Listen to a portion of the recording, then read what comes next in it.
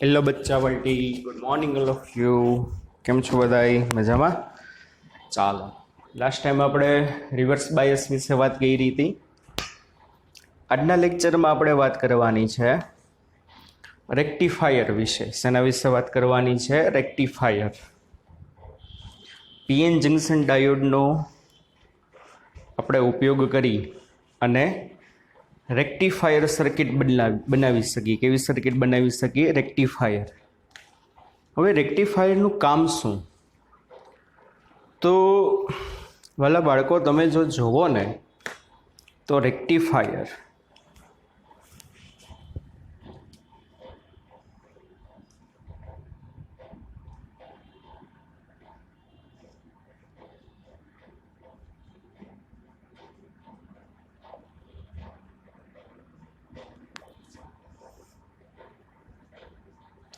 રેક્ટિફાયરનું કામ શું? તો કે એસી વોલ્ટેજ, કેવા વોલ્ટેજ? એસી વોલ્ટેજને ડીસી વોલ્ટેજમાં ફેરવતા સાધનને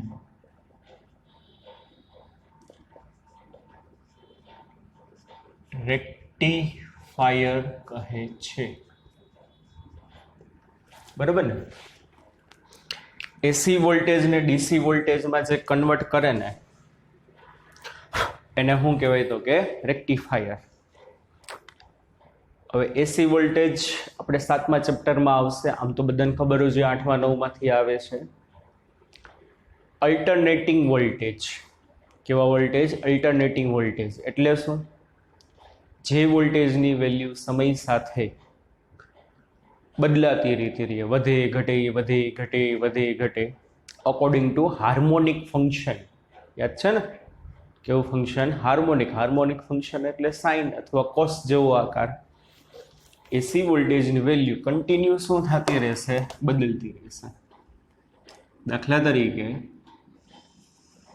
વોલ્ટેજ વિરુદ્ધ તમે સમયનો આલેખ દોરો તો વોલ્ટેજ શું થાય? પહેલા વધે, ઘટે, પાછા વધ્યા ખરા પણ ઉલટાયેલી દિશામાં. વધે, ઘટે, વધે, ઘટે. બરાબર? તો આ કોનો આલેખ છે? AC voltage. આપણે ડિટેલમાં 8મા ચેપ્ટરમાં આવશે, સોરી 7મા ચેપ્ટરમાં. આ તો નથી આવ્યું એટલા માટે હું તમને કરાવું છું આપણે, કારણ કે જે 7મું ચેપ્ટર બાકી છે, પ્રત્યાવર્તી વિદ્યુત પ્રવાહ. બરાબર? બાકી તો આ કંઈ કરાવવાની જરૂર ના રહે, ડાયરેક્ટ આપણે થિયરી ચાલુ કરી દેતા કે ભાઈ વોલ્ટેજની વેલ્યુ પહેલાં 0માંથી મેક્સિમમ થઈ according to harmonic function sine વિધેય અનુસાર. પછી પાછી મેક્સિમમમાંથી 0 થઈ, પાછી વૈધી ખરા પણ ઉલટાયેલી દિશામાં વૈધી. એનો મતલબ શું? પોલારિટી કન્ટિન્યુ ચેન્જ થાય છે. પોલારિટી એટલે એ એસી સપ્લાયનો ધન છેડો, ઋણ છેડો, ધન છેડો, ઋણ છેડો સતત બદલાતી રહે. આને છે ને એક સાયકલ પૂરી થઈ કહેવાય. એક સાયકલ. એક સાયકલ દરમિયાન વોલ્ટેજ 2 વખત મેક્સિમમ બને, પણ એક વખત ઉપરની બાજુ મેક્સિમમ, બીજીની બાજુ, નીચેની બાજુ મેક્સિમમ. અને આવડો આ જે છે ને એસી સપ્લાયનો સિમ્બોલ છે આ. હવે માની લ્યો અત્યારે આ પોઝિટિવ એન્ડ છે, આ નેગેટિવ એન્ડ છે. એટલે ધીમે ધીમે ધીમે વોલ્ટેજ વધ્યા, પાછા ઘટીને 0 થયા. હવે અડધી સાયકલ પૂરી થશે ને અડધી સાયકલ પૂરી થઈ કહેવાય. અડધી સાયકલ પછી પાછા વોલ્ટેજ વધવાના ચાલુ થશે પણ ઉલટાયેલી દિશામાં. એટલે અહીં પોલારિટી ચેન્જ થઈ જાય. પ્લસ છેડો તો એ માઇનસ બને, માઇનસ છેડો તો એ પ્લસ. એટલે આમાં કન્ટિન્યુ શું થશે? એસી સપ્લાયની પોલારિટી બદલતી રહેશે. Plus minus, plus minus, plus minus. એક વખત આ છેડો પોઝિટિવમાં મેક્સિમમ, એક વખત આ છેડો બરાબર નેગેટિવમાં મેક્સિમમ. એટલે કન્ટિન્યુ શું થશે? એની પોલારિટી ચેન્જ થતી રહી. અને એક તરંગ પાસ થયું મતલબ એક સાયકલ જેટલી પાસ થઈ. પહેલાં આટલી વસ્તુ સમજજો. અને આ એસી સપ્લાય અને ડીસી સપ્લાયમાં તો ફિક્સ જ હશે. પોઝિટિવ એન્ડ ફિક્સ હોય, નેગેટિવ એન્ડ ફિક્સ હોય. પેન્સિલ સેલ એનો પોઝિટિવ એન્ડ ફિક્સ હોય, નેગેટિવ એન્ડ ફિક્સ હોય, એમાં વોલ્ટેજ અચળ આવે. વોલ્ટેજની વેલ્યુ સમય સાથે બદલાશે નહીં. બરોબર, વોલ્ટેજની વેલ્યુ સમય સાથે બદલાશે નહીં. અને કહેવાય ડાયરેક્ટ વોલ્ટેજ. ડીસી, ડીસી એટલે હું ડાયરેક્ટ મતલબ શું થશે? વી વર્સિસ ટી નો આલેખ દોરો ડીસી માટે તો આવશું રેખા મળશે.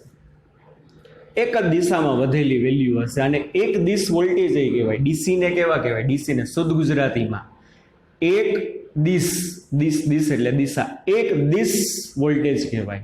અને પ્રત્યાવર્તી વોલ્ટેજ કહેવાય. વેલ્યુ વધે ઘટે વધે ઘટે વધે ઘટે. એક વસ્તુ એસી ડીસી વચ્ચેનો એક આ ખબર હોવી જોઈએ.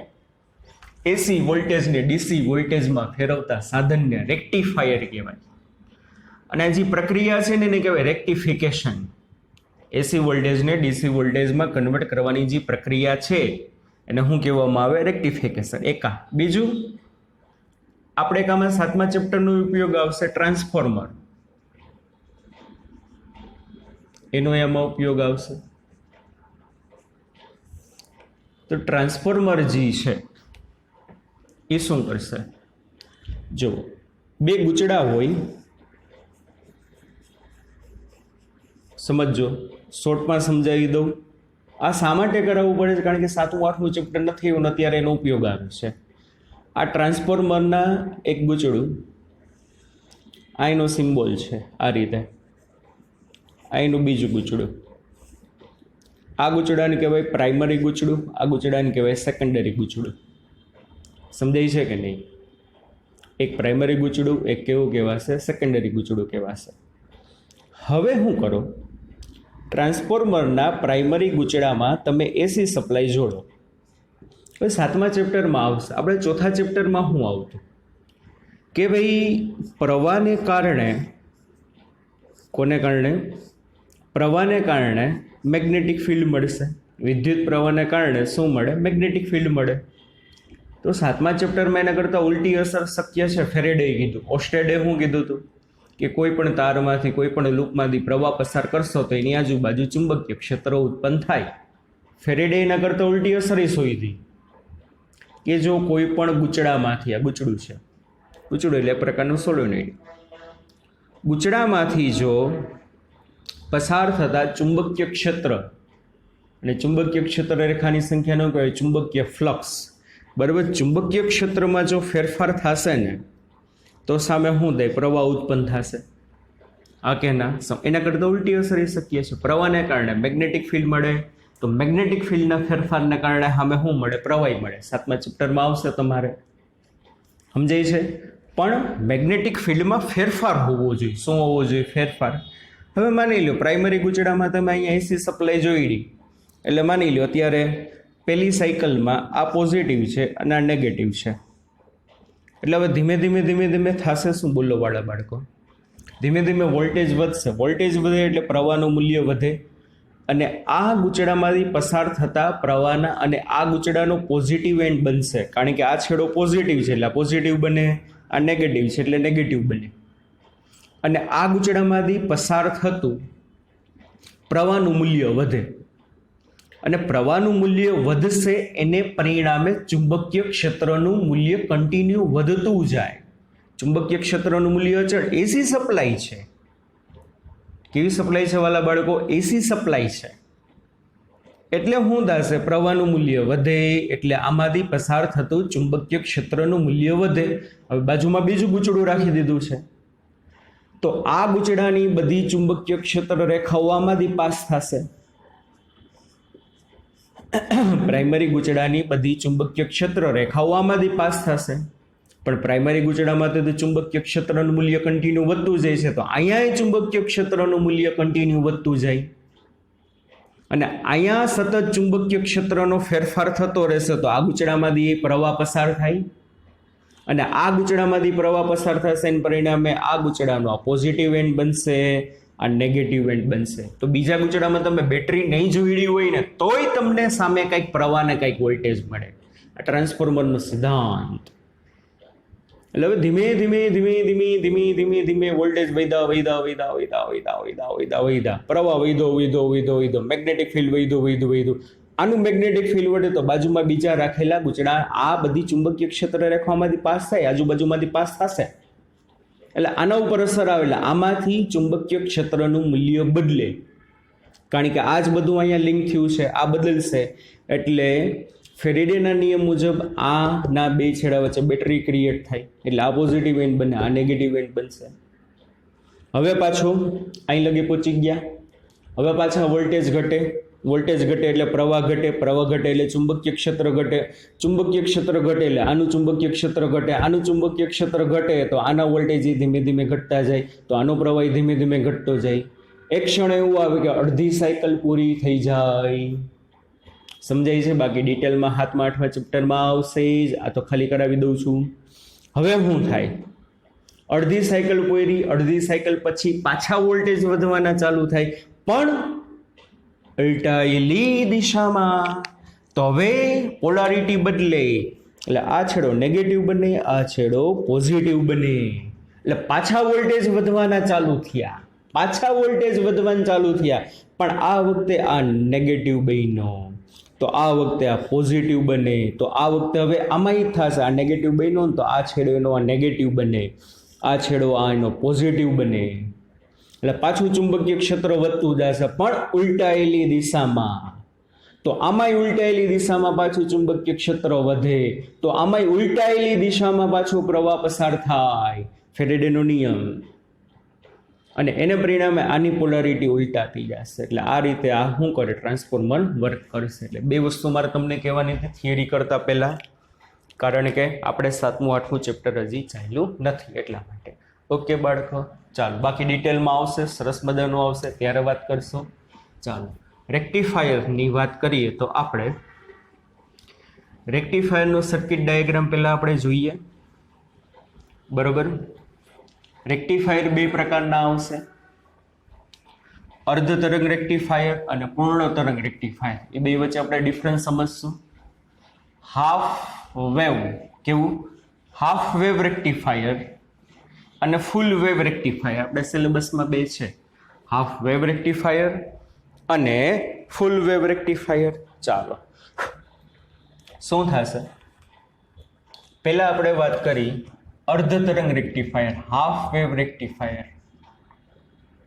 અર્ધ તરંગ રેક્ટિફાયર. અને હમણાં વાત કરી રેક્ટિફાયરનું કામ શું? એસી વોલ્ટેજને ડીસી વોલ્ટેજમાં કન્વર્ટ કરે. ચાલો સર્કિટ ડાયાગ્રામ તમે જોશો તો શું થશે? ટ્રાન્સફોર્મર હશે, ટ્રાન્સફોર્મરનું આ પ્રાઇમરી ગૂંચળું, જે એસી વોલ્ટેજને તમારે ડીસીમાં કરવા હોય કન્વર્ટ, એ એસી વોલ્ટેજને પ્રાઇમરી ગૂંચળા હારે એપ્લાય કરી દેવાના. એટલે આ આપણી હશે એસી સપ્લાય. આ શું છે? આપણી એસી સપ્લાય. બરાબર, અત્યારે એનો આ પોઝિટિવ એન્ડ છે, આ નેગેટિવ એન્ડ છે. આ ટ્રાન્સફોર્મરનું આ પ્રાઇમરી ગૂંચળું, આ એનો સિમ્બોલ છે આખો. સામે એનું સેકન્ડરી ગૂંચળું હશે. પણ શું કરવામાં આવશે હવે? સેકન્ડરી ગૂંચળામાં અહીંયા એક પીએન જંકશન ડાયોડ જોડી દેશે. હું જોડી દેશે પીએન જંકશન ડાયોડ, અને અહીંયા એક મોટા મૂલ્યનો અવરોધ જોડવામાં આવે. અને મોટા મૂલ્યનો અવરોધ જોડો ને કહેવાય RL. શું કહેવાય એને? RL. લોડ અવરોધ કહેવામાં આવે. કેવો અવરોધ કહેવામાં આવે? RL એટલે લોડ અવરોધ. બરોબર, ચાલો. અને આના બે છેડા વચ્ચે તમને જે વોલ્ટેજ મળશે ને, એ તમારા આઉટપુટ વોલ્ટેજ હોય. અને આ આઉટપુટ વોલ્ટેજ તમને ડીસી મળશે. કેવા મળશે તમને? ડીસી. આ જે છે આપણા આઈપી. આઈપી એટલે ઇનપુટ, અને અહીંયા મળશે તમને ઓપી. ઓપી એટલે આઉટપુટ. ચાલો હાઉ ટુ વર્ક, ચાલો સમજો. હમણાં જે આપણે વાત કરી હતી બેટરી તમે સ્વિચ ઓન કરશો પહેલા તો ઇનપુટ વોલ્ટેજ જે છે આપણો એનો તમે આલેખ જુઓ. ઇનપુટ વોલ્ટેજ આપણા એસી વોલ્ટેજ છે, બરોબર. વી વર્સિસ ટી નો આલેખ.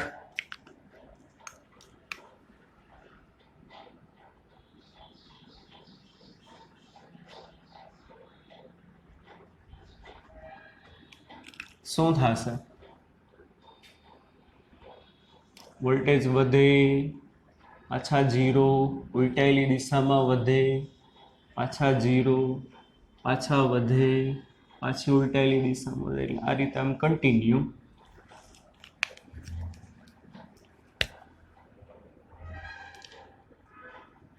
વધઘટ શું હશે તો કે ચાલુ હશે. આપણા ઇનપુટ છે, આ ઇનપુટ સપ્લાય છે અને ઇનપુટ સપ્લાય આપણી એસી છે. વોલ્ટેજ વધે ઘટે વધે ઘટે વધે ઘટે એવું થશે કે નહીં? ચાલો પછી અહીંયા આઉટપુટમાં કેવી રીતે ચેન્જ થશે હમણાં આપણે જોઈએ. આ છે ને આને કહેવાય વીએમ, આને કહેવાય માઇનસ વીએમ. ધન દિશામાં મેક્સિમમ વોલ્ટેજ, ઋણ દિશામાં. અને અહીંયા આપણે જે મળશે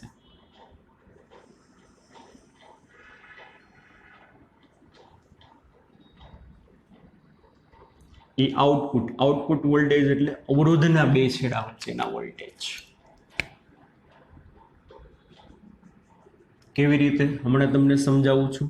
જોવો વાલા બાળકો, અહીંયા તમને આ જે મળશે આ ક્યાં હશે? આપણા આઉટપુટ વોલ્ટેજ હશે. અવરોધના બે છેડા વચ્ચે મળે નહીં.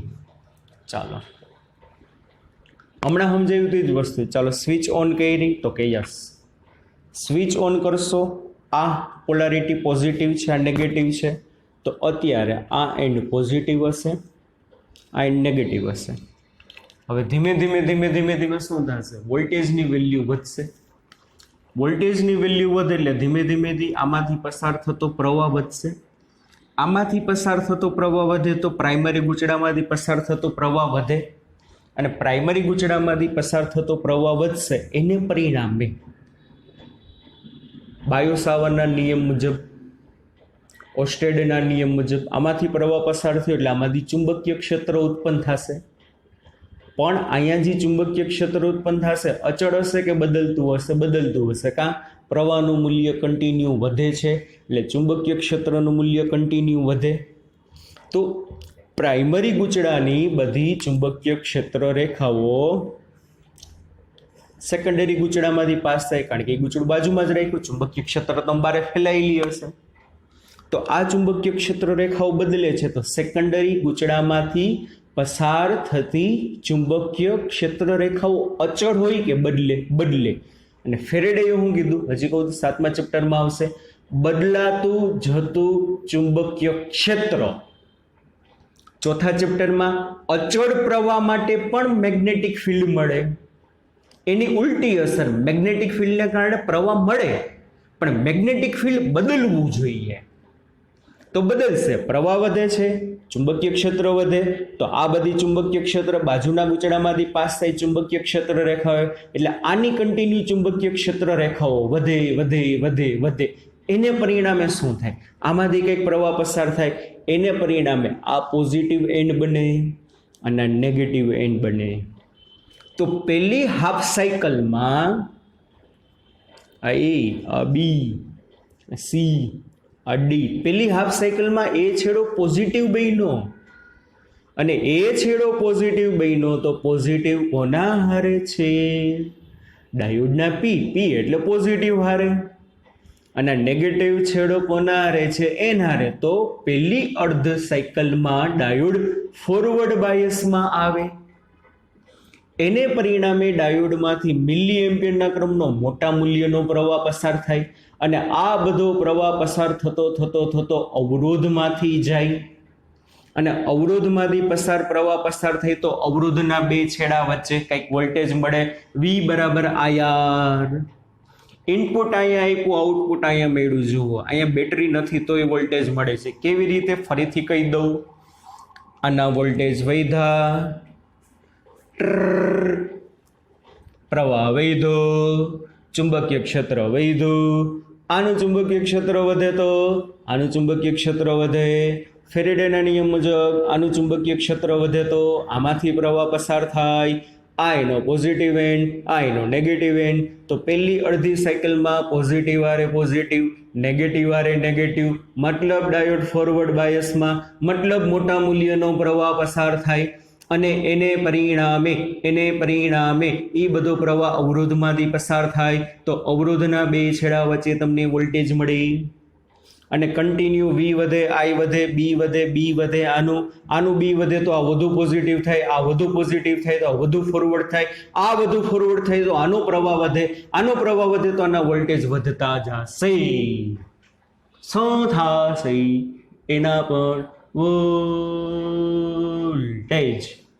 વધતા જશે. એટલે આઉટપુટના વોલ્ટેજ કન્ટિન્યુ શું થતા જાય? વધતા જાય, વધતા જાય, વધતા જાય, વધતા જાય અને કેવા બને? મેક્સિમમ. સમજાય છે કે નહીં? ચાલો એક આખી સાયકલ સમજાવી દઉં છું. પછી શું થાય? વોલ્ટેજ આના મેક્સિમમ થઈ ગયા. હવે પાછા વોલ્ટેજ ઘટવાના ચાલુ થાય. તો ચાલો વોલ્ટેજ ઘટે તો પ્રવાહ ઘટે, પ્રવાહ ઘટે તો ચુંબકીય ક્ષેત્ર ઘટે, આનું ચુંબકીય ક્ષેત્ર ઘટે તો આનું ચુંબકીય ક્ષેત્ર ઘટે, આનું ચુંબકીય ક્ષેત્ર ઘટે તો આનો પ્રવાહ ઘટે, આનો પ્રવાહ ઘટે તો આ ઓછું પોઝિટિવ થાય, આ ઓછું પોઝિટિવ થાય તો આ ઓછું ફોરવર્ડ થાય, આ ઓછું ફોરવર્ડ થાય તો ઓછો ફોરવર્ડ પ્રવાહ આવે, ઓછો ફોરવર્ડ પ્રવાહ આવે અહીંયા તો અહીંયા ઓછા વોલ્ટેજ મળે એટલે અહીંયા વોલ્ટેજ ઘટવાના ચાલુ થયા. સમજાણું? આ કે ના? એટલે આઉટપુટમાં આવું માંગ્યું. ચાલો અડધી સાયકલ પૂરી, અડધી સાયકલ પૂરી એટલે આના વોલ્ટેજ 0 થી પ્લસ થયા, વીએમ, વીએમ માંથી પાછા 0. હવે શું થાય? પાછા વોલ્ટેજ વધવાના ચાલુ થાય, પણ પાછા વોલ્ટેજ વધવાના ચાલુ થાય, પાછા વોલ્ટેજ વધવાના ચાલુ થાય પણ ઉલટાયેલી દિશામાં.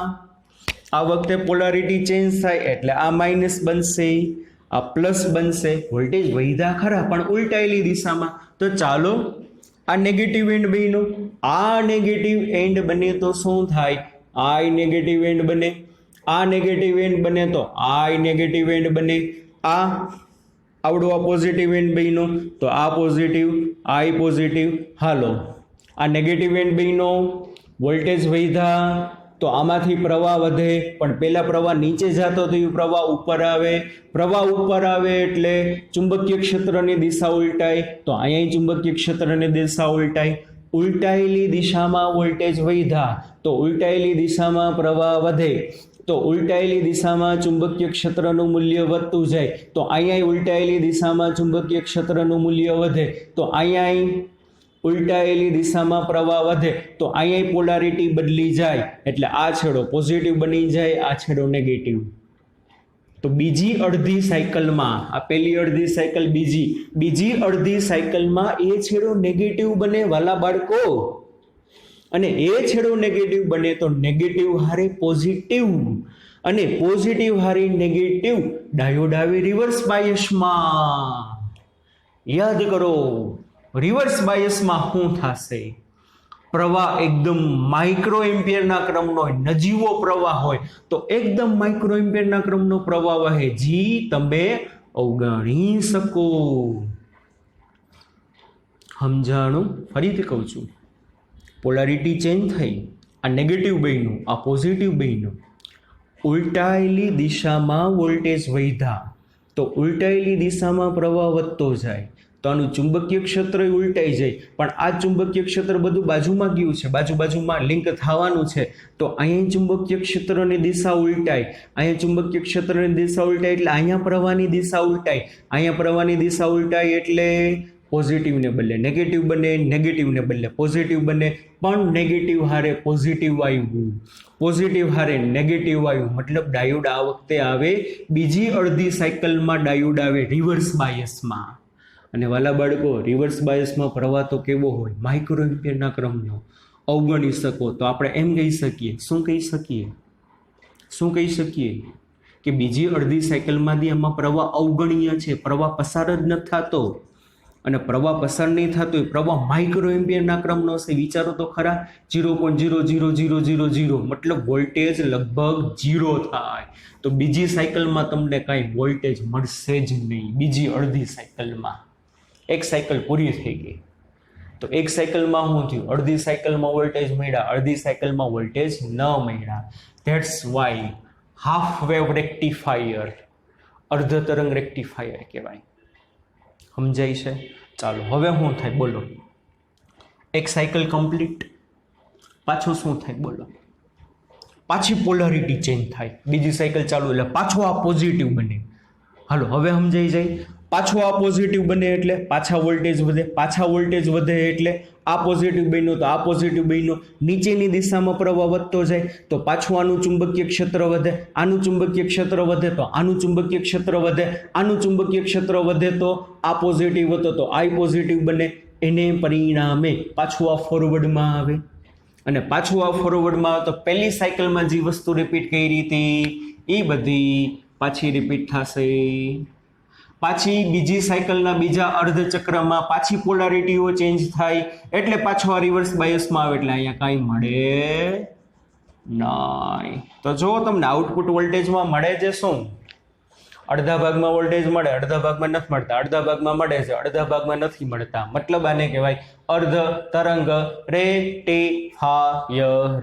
કેવું તરંગ રેક્ટિફાયર કહેવાય? અર્ધ તરંગ રેક્ટિફાયર. 2 માર્ક માટે મોસ્ટ ટાઈમપી થિયરી કે ભાઈ રેક્ટિફાયર કોને કહે છે? અર્ધ તરંગ રેક્ટિફાયર વિશે નોંધ લખો. અડધી સાયકલમાં મળ્યું, અડધામાં ના મળ્યું, અડધામાં ના મળ્યું, મળ્યું ના મળ્યું, મળ્યું ના મળ્યું, એટલા માટે અર્ધ તરંગ રેક્ટિફાયર કહેવાય. બીજી એક વસ્તુ જોઈ, અહીંયા વોલ્ટેજ ઉપર નીચે દિશા બદલતા રહેતા હતા. આમાં વોલ્ટેજ ઉપર જ મળશે એટલે એક દિશ થઈ ગયા, એક જ દિશામાં આવી ગયા એટલે ડીસીમાં કન્વર્ટ થઈ ગયું કહેવાય. કેમાં થઈ ગયું કહેવાય? ડીસીમાં. સમજાણું છોકરાઓ? ચાલો અમુક વસ્તુ બુકમાં નથી લખાઈ, હું તમને લખાવું છું આમાં એમસીક્યુ માટે, જી માટે, નીટ માટે ઘણું બધું અગત્યનું.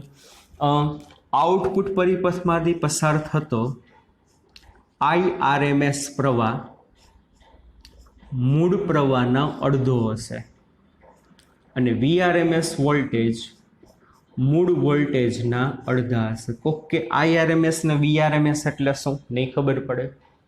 8મા ચેપ્ટરમાં આવશે, સોરી 7મા ચેપ્ટરમાં આવશે ત્યારે યાદ કરી લેજો. પણ અત્યારે આ ચેપ્ટર પૂરતું આટલું યાદ રાખો. સાવ ઇઝી છે. What is IRMS? Root means square current, root means square voltage. ત્યારે આવશે ત્યારે આપણે, પણ અત્યારે આ ચેપ્ટર પૂરતું યાદ રાખો. IRMS પ્રવાહ આ સર્કિટનો મૂળ વોલ્ટેજ કરતાં અડધો હશે. VRMS વોલ્ટેજ મૂળ વોલ્ટેજ કરતાં કેવો હશે? અડધો હશે. એકી. બીજું રિપલ ફેક્ટર. આ જે પ્રક્રિયા થાય ને રિપલ પ્રોસેસ કહેવાય. R એસી પ્રવાહના છેદમાં તમે ડીસી પ્રવાહ કરો ને એને રિપલ ફેક્ટર કહેવાય. કોઈ પણ રેક્ટિફાયર માટે એસી પ્રવાહની વેલ્યુ ને અનુરૂપ તમે ડીસી પ્રવાહની વેલ્યુનો ગુણોત્તર લ્યો ને એને કહેવાય રેક્ટિફાયર. અને અર્ધ તરંગ રેક્ટિફાયર માટે રિપલ ફેક્ટર હશે 1.21. રિપલ ફેક્ટર કેટલો હશે વાલા બાળકો? 1.21. એ વડે આપણે એસીને ડીસીમાં કન્વર્ટ કર્યું છે. એસીને ડીસીમાં કન્વર્ટ કર્યું, એસી વોલ્ટેજ ડીસી વોલ્ટેજમાં કન્વર્ટ થયા તો એસી પ્રવાહ ડીસી પ્રવાહમાં કન્વર્ટ થશે. તો આના ઉપરથી આવું લખાય IDC બરાબર આ બેની જગ્યા બદલો IAC ના છેદમાં 1.21. તો આનો મતલબ શું કે ડીસી પ્રવાહ કેટલો હશે? એસી પ્રવાહ જેટલો હશે ને એના કરતાં 1.21માં ભાગનો. અહીંથી એસી કરંટ જેટલો હશે ને અહીંયા ડીસી કરંટ એના કરતાં 1.21માં ભાગનો મળે. એસી કરંટ એટલે કે ઇનપુટ કરંટ અને ડીસી કરંટ એટલે આઉટપુટ. ઇનપુટમાં એસી આપ્યું, આઉટપુટમાં ડીસી મળ્યું એટલે input current output current, AC current DC current બેનો ગુણોત્તર ને કહેવાય રિપલ ફેક્ટર. ઓકે, પછી આ રેક્ટિફાયરની કાર્યક્ષમતા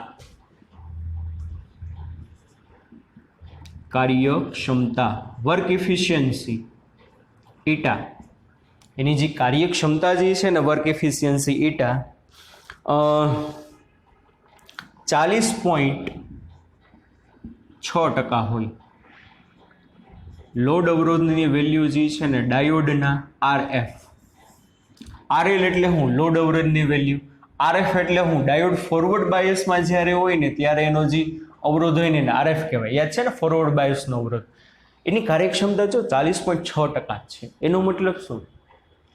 જેટલા એસી વોલ્ટેજ આવ્યો હોય ની સંપૂર્ણ એસી વોલ્ટેજને 100% ડીસી વોલ્ટેજમાં કન્વર્ટ નહીં કરે, ખાલી 40.6% ને જ કન્વર્ટ કરશે. કેટલા ટકાને?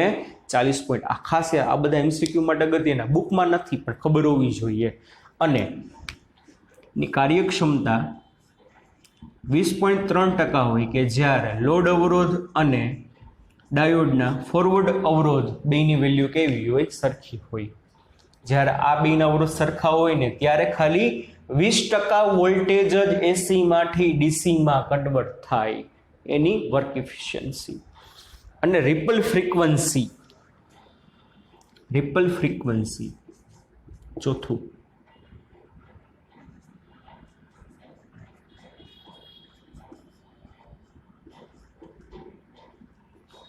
FAC is equal to FDC.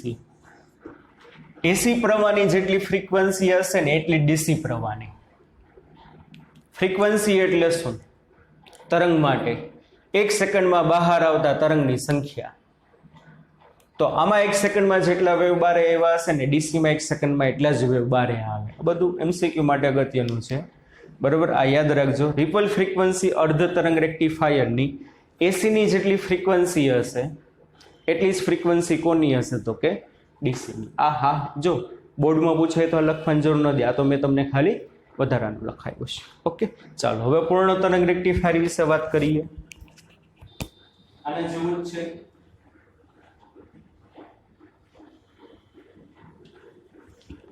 આવડું આ તમને પેજ નંબર 483 ઉપર આપેલું છે. અને પહેલા આલેખમાં જો ઇનપુટ એસી લખ્યું છે કાઉન્સ કરીને અહીંયા ઉપરની બાજુ, અને અહીંયા લખ્યું છે એ પરના વોલ્ટેજ. કેના પરના વોલ્ટેજ?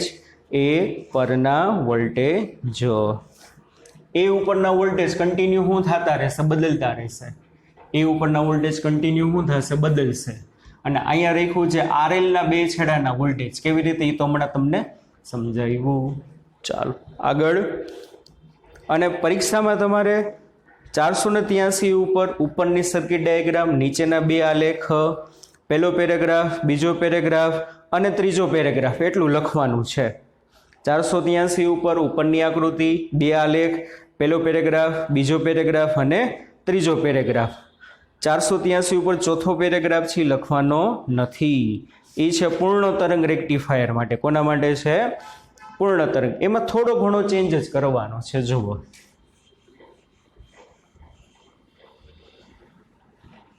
પૂર્ણ તરંગ રેક્ટિફાયરમાં આપણે થોડો ઘણો ચેન્જ કરવાનો છે. પૂર્ણ તરંગ રેક્ટિફાયરમાં બાળકો 2 ડાયોડ મૂકવાના. કેટલા ડાયોડ મૂકવાના? 2. જુઓ, સેકન્ડરી ગૂંચડા હારે અહીંયા 2 ડાયોડ જોડી દો. આ PN1 અને આવડો આ PN2. આ P છેડો, આ N છેડો. હવે આ બેને એકબીજા હારે આમ કનેક્ટેડ કરી દો, બરોબર? પછી અહીંથી આ લોડ અવરોધ કાઢો, RL.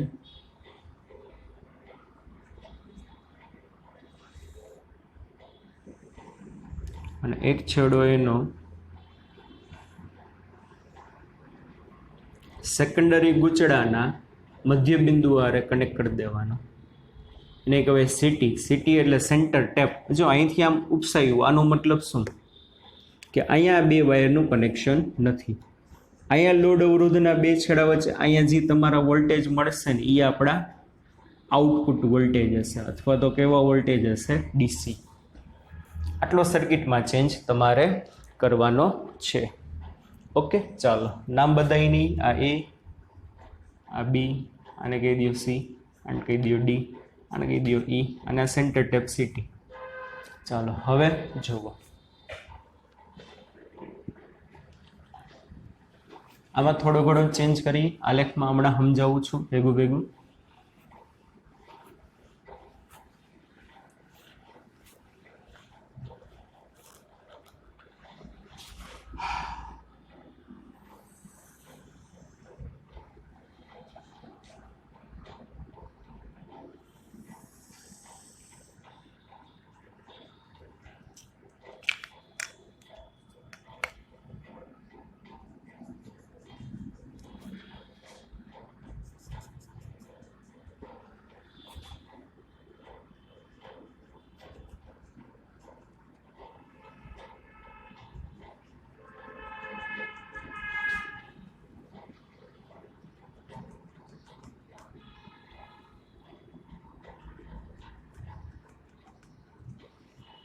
આ એ છેડા ઉપરના વોલ્ટેજ અથવા ઇનપુટ વોલ્ટેજ એ છેડા પર, આ આવશે બી છેડા પર. બી છેડા ઉપર આ રીતે છે. શું કામ હમણાં તમને સમજાવું. આમાં શૃંગ હતું તો અહીંયા ગળત આવ્યું, આમાં ઉપરનામાં ગળ છે તો અહીંયા શૃંગ આવ્યું. એના કરતાં ઉલટું સિગ્નલ છે.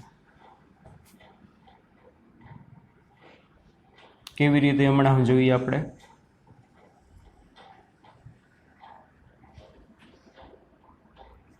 આ વોલ્ટેજ, આ એના વીએમ, આ એનો માઇનસ વીએમ, અને સૌથી નીચલો આલેખ છે એ અવરોધના બે છેડા વચ્ચે લોડ અવરોધ. આવડો આજી છે, આજી અહીંયા વોલ્ટેજ તમને જે મળશે ને કેવી રીતે એ હમણાં જોઈ છે આપણે. થિયરી સમજીએ ત્યારે આજી આલેખ આવશે આરએલ ના બે છેડા વચ્ચે. આ આવડા આવશે. કેવી રીતે જો, ચાલો ચાલુ કરીએ આપણે. જો સમજો,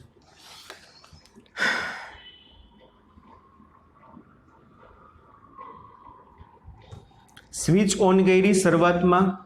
હાલો વાલા બાળકો, સ્વિચ ઓન કરો. આ પોઝિટિવ બન્યું, આ નેગેટિવ બન્યું. હવે સમજો, આ પોઝિટિવ છે તો આ પોઝિટિવ, આ પોઝિટિવ છે તો એ પોઝિટિવ, આ નેગેટિવ છે તો આ નેગેટિવ. આ નેગેટિવ થશે ને સામેનો છેડો, તો એ છેડો પોઝિટિવ. તો એનો મતલબ શું? પોઝિટિવ હારે પોઝિટિવ, એટલે ઉપરનો ડાયોડ ફોરવર્ડ બાયસમાં છે. નેગેટિવ હારે અહીંયા શું થશે? જો આ નેગેટિવ એન્ડ હારે ડાયોડનો પોઝિટિવ, તો બોલો બાળકો, નીચેનો ડાયોડ રિવર્સ બાયસમાં થશે. આમાંથી જે દિશામાં પ્રવાહ પસાર થતો હશે એના કરતાં આમાંથી ઉલટાયેલી દિશામાં. એટલે આ ડાયોડના બે છેડા વચ્ચે જે વોલ્ટેજ મળે ફોરવર્ડ મળશે, અને આ ડાયોડના બે છેડા વચ્ચે વોલ્ટેજ મળશે રિવર્સ મળશે. એટલે આના કરતાં જે વોલ્ટેજ હશે એના કરતાં આમાં ઉલટું હશે. આમાં શૃંગ હશે તો ત્યારે આમાં ગર્ત, આમાં ગર્ત હશે ત્યારે આમાં શૃંગ. આ સમજાણું કે નહીં? કેવી રીતે આવ્યું? સ્વિચ ઓન કરી, આ પ્લસ, આ માઇનસ, આ પ્લસ તો આ પ્લસ, આ પ્લસ તો આ પ્લસ, અને આ પ્લસ તો ઉપરનો ડાયોડ ફોરવર્ડમાં એ જ્યારે જોડેલો છે. અને આ માઇનસ તો આ માઇનસ, આ માઇનસ તો આ માઇનસ હારે પોઝિટિવ, તો બી હારે જે ડાયોડ જોડેલો છે એ રિવર્સમાં. એટલે આનું જે સિગ્નલ હશે એના કરતાં આનું સિગ્નલ ઉલટાયેલું હશે. હવે જો સમજો સરખું. પ્રવાહ ધીમે ધીમે વોલ્ટેજ વધ્યા. વોલ્ટેજ વધે તો શું થાય? આ છેડાના વોલ્ટેજ વધે, આ છેડાના વોલ્ટેજ વધે, આ છેડાના વોલ્ટેજ વધે, પણ આ વધુ પોઝિટિવ થાય, આ વધુ નેગેટિવ થાય, અને આ વધુ પોઝિટિવ થાય, આ વધુ નેગેટિવ થાય. કે નથી સમજાતું? ફરીથી કહું, એસી સપ્લાયના વોલ્ટેજ ધીમે ધીમે વધે, ધીમે ધીમે વધે, એટલે આ વધુ પોઝિટિવ તો આ વધુ પોઝિટિવ, આ વધુ નેગેટિવ તો આ વધુ નેગેટિવ. એટલે આના ધન દિશામાં વોલ્ટેજ વધતા જાય, આના ઋણ દિશામાં, આના ધન દિશામાં વોલ્ટેજ વધ્યા, આના ઋણ દિશામાં. હવે સમજાણું કે નહીં? અને અત્યારે તો આ તો રિવર્સ બાયસમાં છે, અને રિવર્સ બાયસમાં છે તો આનો પ્રવાહ તો અવગણી શકાય. તો હવે જો શું થાય, વી વધે એટલે આઈ વધે એટલે ચુંબકીય ક્ષેત્ર વધે, ચુંબકીય ક્ષેત્ર વધે તો આનું ચુંબકીય ક્ષેત્ર વધે, આનું ચુંબકીય ક્ષેત્ર વધે તો આનો પ્રવાહ વધે, આનો પ્રવાહ વધે તો આ વધુ પોઝિટિવ થાય, આ વધુ પોઝિટિવ થાય તો આ વધુ ફોરવર્ડ થાય, આ વધુ ફોરવર્ડ થાય તો આનો પ્રવાહ વધે, આ વધુ નેગેટિવ થાય તો આ વધુ રિવર્સ થાય, આનો પ્રવાહ ઘટે. તો પ્રવાહ કઈ દિશામાં વહે? એ થી PN1, PN1 થી B, B થી C, C થી RL, RL થી E થી CT. ફોરવર્ડ છે, ઉપરના બાય ડાયોડમાંથી પ્રવાહ પસાર થતો હશે. ડિંગ ડિંગ ડિંગ, સમજો સરખું. ઉપરનો ડાયોડ ફોરવર્ડમાં છે, નીચેનો રિવર્સમાં. રિવર્સનો પ્રવાહ નિગ્લેજિબલ હશે, અવગણો. એટલે ધીમે ધીમે આ વધતું જશે, એમ વધુ પોઝિટિવ, વધુ પોઝિટિવ, વધુ નેગેટિવ, વધુ પોઝિટિવ, વધુ ફોરવર્ડ, વધુ નેગેટિવ, વધુ રિવર્સ. તો આનો પ્રવાહ વધે. એ થી PN1, PN1 થી B, B થી C, C માંથી RL, RL થી E, E થી CT, CT થી A થી PN1, PN1 થી B, B થી C, C થી RL, RL થી E, E થી CT, A. એટલે આ રીતે કન્ટિન્યુઅમ પ્રવાહ વધે. તો અવરોધ RL માંથી અત્યારે જે પ્રવાહ પસાર થયો કોનો? એ ડાયોડનો, એ આરે જેનું કનેક્શન છે એનો. સમજાય છે કે નહીં? તો અવરોધ RL ના બે છેડા વચ્ચે તમને જે વોલ્ટેજ મળશે ને વાલા બાળકો, એ જેવા મળશે. કોના જેવા મળે? એ જેવા. પછી આ ઘટવાનું ચાલુ થાય તો બોલો, આના વોલ્ટેજ ઘટવાનું ચાલુ થાય તો આ ઓછો નેગેટિવ, સોરી, આ ઓછો પોઝિટિવ, આ ઓછો પોઝિટિવ તો આ ઓછો ફોરવર્ડ, આ ઓછો ફોરવર્ડ તો આનો ઓછો પ્રવાહ, આનો ઓછો પ્રવાહ તો આનો ઓછો પ્રવાહ, આનો ઓછો પ્રવાહ તો IRL અનુસાર પ્રવાહ ઘટે. એટલે પાછા વોલ્ટેજ ધીમે ધીમે શું થતા જાય? ઘટતા જશે કે નહીં? પેલા વોલ્ટેજ વધ્યા અને પછી શું થશે? ઘટશે અને 0 થઈ ગયા. હાલો, એટલે અડધી સાયકલ આની પૂરી થઈ. અડધી કહું છું, આખી નહીં. હવે સાયકલ ઉલટાય, પોલારિટી બદલે. આ નેગેટિવ બને, આ પોઝિટિવ બને. હવે આ નેગેટિવ બનશે ને આ પોઝિટિવ બને તો શું થાય? આ એન્ડ નેગેટિવ બને તો એ એન્ડ નેગેટિવ બને. આ પોઝિટિવ બન્યો તો આ એન્ડ પોઝિટિવ બને, તો આ એન્ડ પોઝિટિવ બને. અને આની પહેલાનામાં તો શું થતું હતું? એક જ ડાયોડ હતો. એટલે આ રિવર્સમાં જો, કારણ કે આ નેગેટિવ આરે પોઝિટિવ એટલે રિવર્સમાં આવી ગયું, તો કાંઈ આરએલ માંથી પ્રવાહ જ પસાર નથી થતો. પણ અહીં તો બીજો ડાયોડ છે. હવે પોલારિટી ઉલટાશે તો શું થશે? એ નેગેટિવ તો ઉપરનો ડાયોડ એ આરે જોડેલો છે રિવર્સમાં, એટલે એનું સિગ્નલ ઉલટાઈ ગયું. સમજાય છે? આ પોઝિટિવ, બી છેડો પોઝિટિવ બન્યો તો પોઝિટિવ આરે પોઝિટિવ, તો હવે નીચેનો ડાયોડ ફોરવર્ડમાં આવ્યો. હવે સમજાણો છોકરા? નીચેનો ડાયોડ ફોરવર્ડમાં આવ્યો, એને પરિણામે શું થાય? આના વોલ્ટેજ વધતા જશે. તો અહીંયા વોલ્ટેજ વધે, પણ આ નેગેટિવ વધે એટલે આ રિવર્સ થાય. આ પોઝિટિવ વધે એટલે આ વધુ ફોરવર્ડ પોઝિટિવ થાય. એટલે આ ડાયોડના વોલ્ટેજ ધીમે ધીમે શું થાય? વધતા જાય. અને આ ડાયોડના વોલ્ટેજ વધે તો આ તો ફોરવર્ડમાં છે, તો આનો પ્રવાહ વધે. અને આનો પ્રવાહ વધશે તો આ વખતે કરંટ કઈ ડિરેક્શનમાં જશે? B થી PN2, PN2 થી D, D થી C, C થી RL, RL થી E, E થી CT. ઉપર તો રિવર્સ બાયસ છે, નજીવો પ્રવાહ હશે, અવગણી શકો. CT થી B, B થી PN2, PN2 થી C, C થી RL, RL થી E, E થી CT, CT થી B, B થી PN2, PN2 થી D, D થી C, થી RL થી E. એટલે કન્ટિન્યુ હવે આને કારણે પ્રવાહ મળે. તો RL ના બે છેડા વચ્ચે તમને જે પ્રવાહ મળ્યો બીજા ડાયોડનો, તો અહીંયા જે વોલ્ટેજ મળશે બીજા ડાયોડના વોલ્ટેજને અનુરૂપ મળે. તો બીજી અડધી સાયકલમાં બીજા ડાયોડના વોલ્ટેજ આવા છે, આ રિવર્સમાં છે, આ ફોરવર્ડમાં છે. તો શું થાય? પાછું અહીંયા આમ જ મળે. કારણ કે હવે કયો ડાયોડ કન્વર્ટ થયો તો? બીજો. આ ફોરવર્ડમાં આવ્યો, આ રિવર્સમાં આવ્યો. હવે સમજાણું છોકરા? એક સાયકલ પાછી પૂરી થાય એટલે પાછી બધી ઘટના રિપીટ થાય. આ પ્લસ, આ માઇનસ, આ પ્લસ તો આ પ્લસ તો આ પ્લસ તો આ ફોરવર્ડમાં, આ માઇનસ તો આ માઇનસ તો આ માઇનસ તો આ રિવર્સમાં. તો અહીંયાથી પ્રવાહ પસાર થાય કોને કારણે? D1 ડાયોડને કારણે. તો D1 અનુસાર પાછા RL ના બે છેડા વચ્ચે વોલ્ટેજ મળે. કોના અનુસાર? D1 અનુસાર. પાછી નવી સાયકલ, અહીંયા સાયકલ ઉલટાઈ તો આ નેગેટિવ, આ positive, negative, negative, negative, reverse, positive, positive, positive, forward. એટલે પાછો હવે અવરોધમાંથી પ્રવાહ પસાર થશે D2 ડાયોડનો. એટલે આના બે છેડા વચ્ચે જે પ્રવાહ પસાર થયો D2 ડાયોડને કારણે. એટલે આની જે કેરેક્ટરિસ્ટિક છે, લાક્ષણિકતા છે, D2 ડાયોડ જેવી હોય તો અહીંયા D2 ડાયોડ જેવી આવી. અહીંયા શૃંગ જ છે, અહીંયા શું છે? શૃંગ જ છે. હવે સમજાણું. વધે ઘટે વધે ઘટે વધે ઘટે થઈ રાખશે. સમજાણું વાલા બાળકો? એટલે આ મેળું D1 ને કારણે, આ મેળું D2 ડાયોડને કારણે, આ મેળું D1 ને કારણે, આ પાછું મેળું D2, D1 D2 D1 D2. હવે ઓમાં ને આમાં જો ફેર દેખાણો, ઓમાં અડધામાં વોલ્ટેજ મળતા હતા, અડધામાં નતા મળતા, અડધામાં મળતા હતા, અડધામાં નતા મળતા, એટલે એને અર્ધ તરંગ કીધું.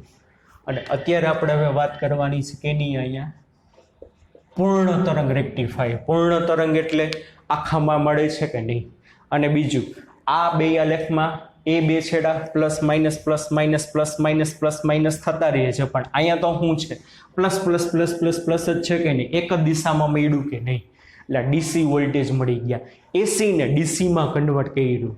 પણ આ કેવું રેક્ટિફાયર છે? પૂર્ણ તરંગ રેક્ટિફાયર છે. એકેય ગાળો ખાલી નથી રહેતો. સમજાણું કે નહીં? એટલે 2 માર્કમાં પૂર્ણ તરંગ રેક્ટિફાયર. પેજ નંબર 484 ઉપરની આકૃતિ, સર્કિટ ડાયાગ્રામ, નીચેના 3 આલેખ.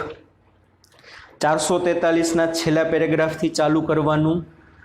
443ના છેલ્લા પેરેગ્રાફથી ચાલુ કરી ઉપરની આકૃતિ, નીચેના 3 આલેખ અને સામેનો પેરેગ્રાફ. બીજો પેરેગ્રાફ લખવાનો નથી. બરાબર? 483નો નીચેનો પેરેગ્રાફ અને 484 ઉપરનો પેરેગ્રાફ. રેક્ટિફાય, બીજો પેરેગ્રાફમાં હું લખ્યું છે રેક્ટિફાય થયેલો આઉટપુટ, એ તમારે લખવાનું નથી. પૂર્ણ તરંગમાં એની ઉપરના લગી. Okay, ready? ચાલો, પૂર્ણ તરંગ રેક્ટિફાયર માટે લખી લ્યો વધારાની ફોર્મ્યુલા. પૂર્ણ તરંગ રેક્ટિફાયર માટે IRMS ની વેલ્યુ છે ને, ઇનપુટ પ્રવાહ હશે ને એના કરતાં √2 ભાગની. VRMS ની વેલ્યુ પણ ઇનપુટ વોલ્ટેજ હશે ને એના કરતાં √2 ભાગનો. બરોબર? પછી આનો જે રિપલ ફેક્ટર છે, રિપલ ફેક્ટર,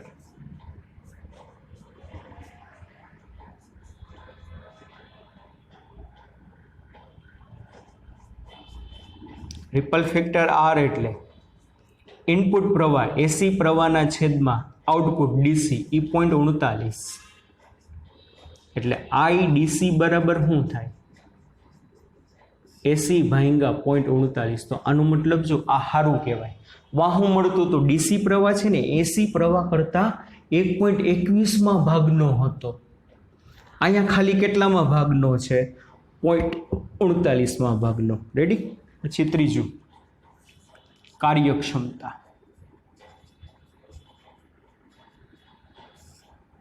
ઈટા બરાબર, આની કાર્યક્ષમતા છે ને 81.2% છે. તો વિચારો તો ખરા. અને લોડ અવરોધ આમાં ફોરવર્ડ બાયસના અવરોધ કરતાં ઘણો બધો મોટો હશે. વિચારો તો ખરા. અર્ધ તરંગ રેક્ટિફાયરની કાર્યક્ષમતા 40.6% હતી. બરાબર? ખાલી 40% વોલ્ટેજને જ એસીમાંથી ડીસીમાં કન્વર્ટ કરે. આ તો નિયર અબાઉટ 81% એસી વોલ્ટેજને ડીસી વોલ્ટેજમાં કન્વર્ટ કરી નાખે. બાકી બધું શું એ આપણે આગળ આવશે. બાકીનું 19% જેવું ગયા. અને રિપલ ફ્રીક્વન્સી, રિપલ ફ્રીક્વન્સી એટલે આ ડીસી પ્રવાહની ફ્રીક્વન્સી. બારે તમને જે મળ્યો ને, તો રિપલ ફ્રીક્વન્સી છે ને IDC, એ એસી પ્રવાહની જેટલી ફ્રીક્વન્સી હશે ને એના કરતાં ડબલ.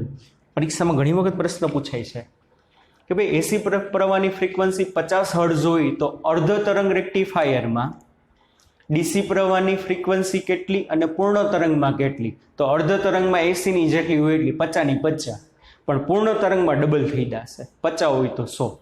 અથવા રિપલ ફ્રીક્વન્સી એવો શબ્દ પણ વાપરશે. અને અહીંયા IRMS VRMS શું છે આપણે 8મા ચેપ્ટરમાં જોશું. સમજાણું બાળકો? એટલે 2 થિયરી થઈ 2 માર્કની, અર્ધ તરંગ રેક્ટિફાયર, પૂર્ણ તરંગ રેક્ટિફાયર. પછી 484 ઉપર આપણે બીજો પેરેગ્રાફ છે રેક્ટિફાયર થયેલો આઉટપુટ પરિપથ, એને કહેવાય ફિલ્ટર પરિપથ. એ થિયરી આપણે નેક્સ્ટ લેક્ચરમાં જોશું. ત્યાં લગી બચ્ચા party bye bye, take care, C you. ધ્યાન રાખજો.